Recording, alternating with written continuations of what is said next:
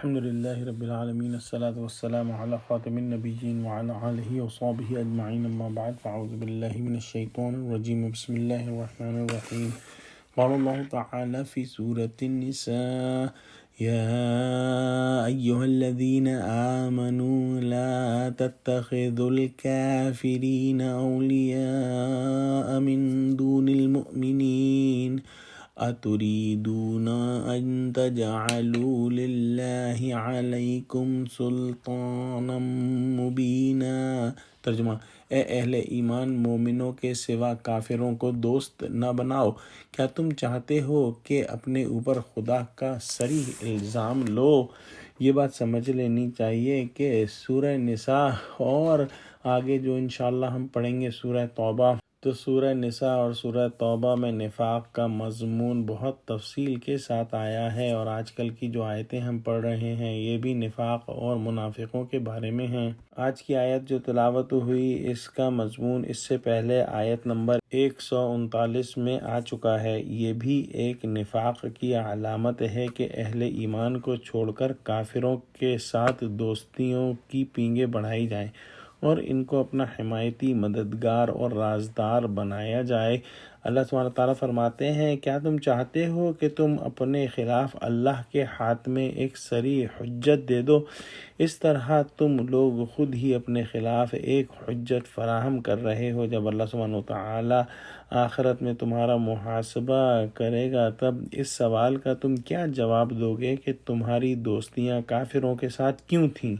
اس طرح تمہارا یہ فعل تمہارے خلاف حجت قاطع بن جائے گا۔ ایک بات اور بہت اہم ہے سمجھ لینے کی کہ قرآن کے اندر کہیں پر بھی یا ایھا الذین نافقوا یعنی اے منافقوں کا خطاب نہیں آیا۔ جہاں پر بھی منافقوں سے بات کی گئی ہے یا ایھا الذین آمنوا کے ذریعے ہی ان کو مخاطب کیا گیا ہے، اور اس کی وجہ سمجھ میں آتی ہے کیونکہ منافق جو تھے وہ اپنے آپ کو مسلمان کہتے تھے، اور ظاہری طور پر اور قانونی طور پر وہ مسلمان تھے کیونکہ وہ کلمہ پڑھتے تھے، لہٰذا ان کو یا ایھا الذین آمنوا کہہ کر ہی مخاطب کیا گیا ہے۔ اس آیت میں مسلمانوں کو چھوڑ کر کافروں سے دوستی کرنا دلیل ہے نفاق کی، جیسا کہ منافقین کرتے ہیں۔ مسلمانوں کو بھی یہ نصیحت ہو گئی کہ ایسا ہرگز مت کریں اور خدا سبحانہ وتعالیٰ کا صریح الزام اور پوری حجت اپنے اوپر نہ لیں کہ یہ بھی منافق ہوں، اور منافقوں کے لیے دوزخ کا سب سے نچلا طبقہ مقرر ہے، جو کہ ہم اگلی آیت کے اندر پڑھیں گے۔ اگلی آیت میں ارشاد فرمایا، ان المنافقین فی الدرک الاسفل من النار ولن تجد لهم نصیرا۔ ترجمہ: کچھ شک نہیں کہ منافق لوگ دوزخ کے سب سے نیچے کے درجے میں ہوں گے اور تم ان کا کسی کو مددگار نہ پاؤ گے۔ قرآن پاک میں یہ منافقوں کے لیے سب سے سخت ترین آیت ہے، اگرچہ بعض دوسرے اعتبارات سے بلکہ ایک خاص لطیف پہلو سے سورہ توبہ کی آیت نمبر 80 اس سے بھی زیادہ سخت ہے، جس کے اندر اللہ سبحانہ وتعالیٰ نے حضور صلی اللہ علیہ وسلم سے فرمایا ہے کہ اگر آپ 70 دفعہ بھی ان کے لیے استغفار کریں تو اللہ سبحانہ وتعالیٰ ان کو نہیں بخشے گا۔